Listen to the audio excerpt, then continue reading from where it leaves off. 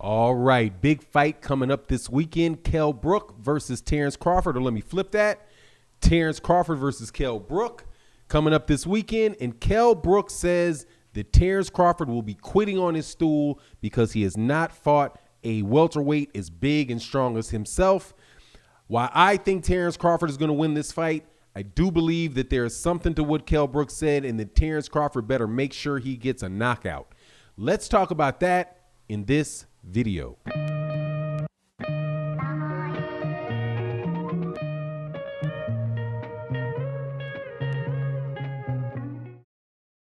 All right, welcome back. So Kell Brook is back in a major fight for the first time since he got his eye busted open by Errol Spence Jr. back in 2017. Now he is back for a repeat act fighting for the WBO welterweight championship against Kell Brook this Saturday night. I'm looking forward to the fight, dude, because I am very, very nervous for Terence Crawford in this fight. But you guys know me. I always bet on the corruption. And I look at Bob Arum and I look at what's in the best interest of the promoters and the fighters and then say, hey, man, who would Bob Arum really want to win in this fight? And then I kind of go from there. That's what I did with Teofimo Lopez and Vasily Lomachenko. I was saying that for a very long time that, that Teofimo Lopez is going to beat Vasily Lomachenko because Bob Arum is not going to put Teofimo Lopez in that position unless he believes Teofimo Lopez can win, right? Because Teofimo Lopez is the younger fighter. He has more time to make money off of Teofimo Lopez, more fights left. There's more fights in Teofimo Lopez than there were in Vasily Lomachenko. So it seemed like a really good time to sell, right? And that's what they did. No rematch for Lomachenko. Now, is anybody talking about Lomachenko? No. Lomachenko might as well be Gennady Golovkin. He's a placeholder on a pound-for-pound list waiting for somebody else to take that slot who will, I guarantee you, be promoted by Top Rank. That's how the scheme works, and that's why I'm saying that's why I'm nervous for Terence Crawford, because I see an equation for Bob Arum where it would work out for Bob Arum if Terence Crawford lost. That's simple.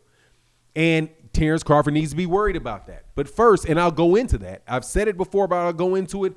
People can say, oh, Fanon, your conspiracy theory. Yeah, I get it. I'm a conspiracy theorist. I do believe that two or more people will get together to try to make something happen so that they can get rich, and they don't care if somebody gets hurt. Happens all the time, all over in all kind of businesses and between companies, between countries, between people. There's a lot of scheming and conniving people out there.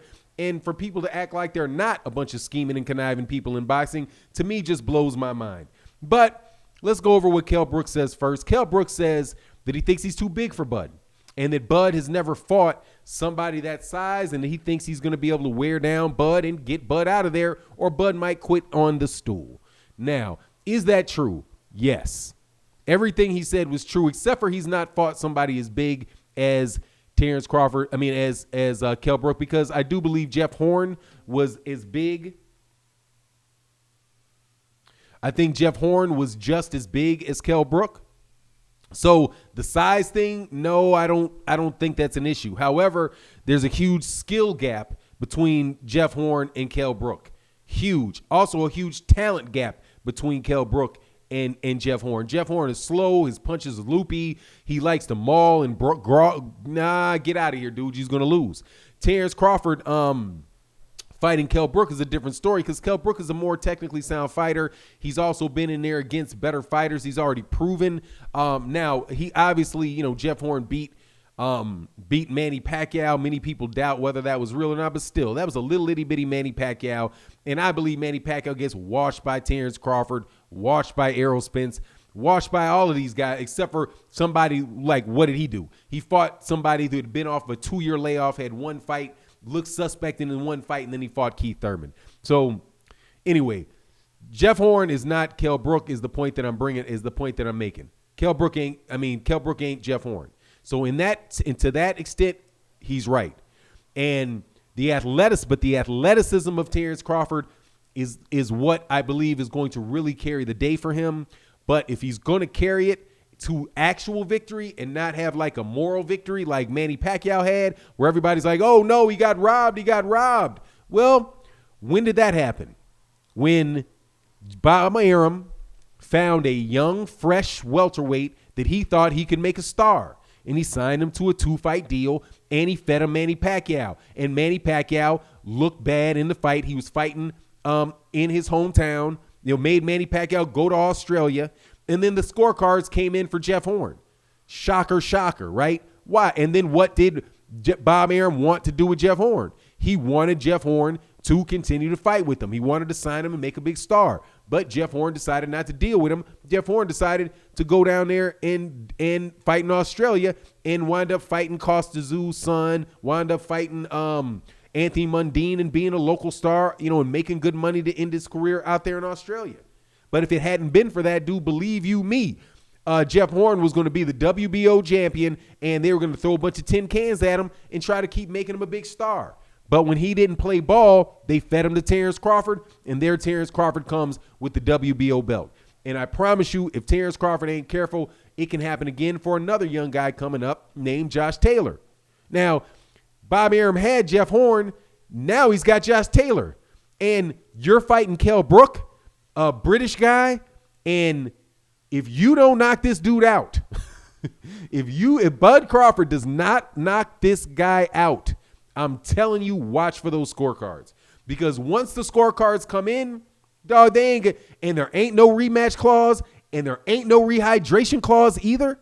Like, there's no, like, usually you can play a little game and say, hey, Jeff, hey, we're going to make sure you don't rehydrate above a certain weight, the day before the fight. Not for Kell. Kell can get as big as Kell wants in this fight. Also, there is no rematch clause. So Jeff Horn, if Terence Crawford loses, he doesn't have a rematch. He can't say, I want that fight again if it's a close fight. Dude, they're going to go skip off with Kell Brook and Josh Taylor. I mean, it works so perfectly for him that I have to say, look, man, be real careful in this fight, dude.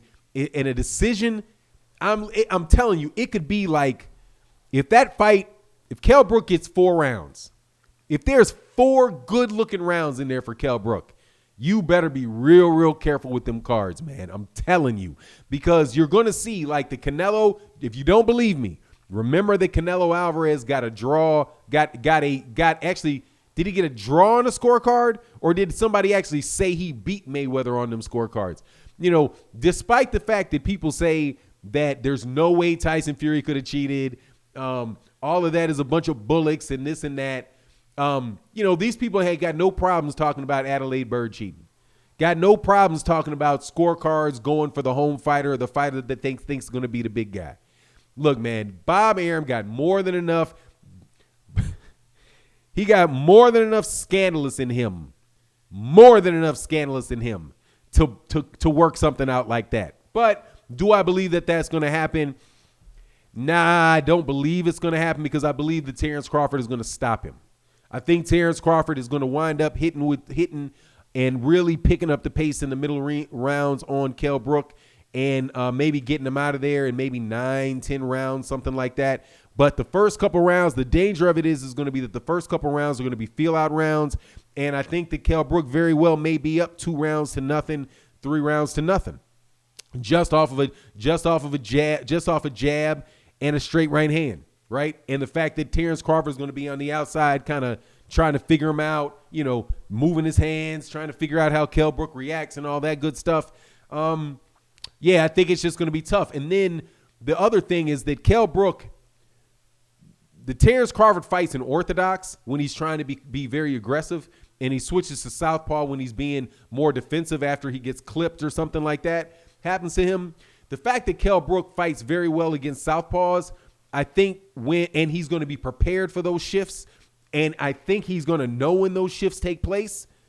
I think that he's going to be well set to look good, make it look like a very tough fight. Not a very tough fight, but to make it look like a tough fight, or a round where it's give and take rounds every round. And he's a veteran too. So like the way Mikey Garcia tried to do with with Errol Spence, right, where he wouldn't really fight, and then the last couple seconds of the round, he would hope that he could throw a flurry or whatever and then raise his hand at the end of the round and try to convince the judges to give him the round, right? That type of stuff.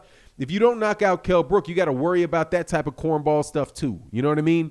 And then the last thing, obviously, the biggest thing for me is the fact that Terence Crawford and Bob Arum are talking about the likelihood of him going to the PBC.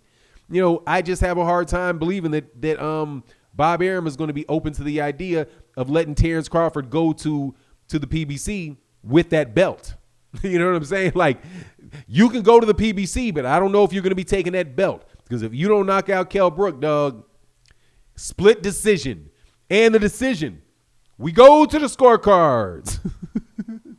We have a split decision, and then boom, boom, boom. You never know which way it's going to go. But that's my take on the matter. You let me know what you think. Anyway, it goes, though, Terence Crawford ain't quitting on no stool, dog, okay? And he is going to beat up Terence. He's going to beat up Kell Brook. My only question is, can he get him out of there, which I think he can. But if he can't, and those rounds are anywhere near close, are they going to put that thumb on the scale for Kell Brook? And, you know, I think with the political circumstances, yeah, there's a chance they might double put a thumb on that scale. But that's my opinion. I could be completely wrong. You let me know what you think. And with that, I'm out. Peace.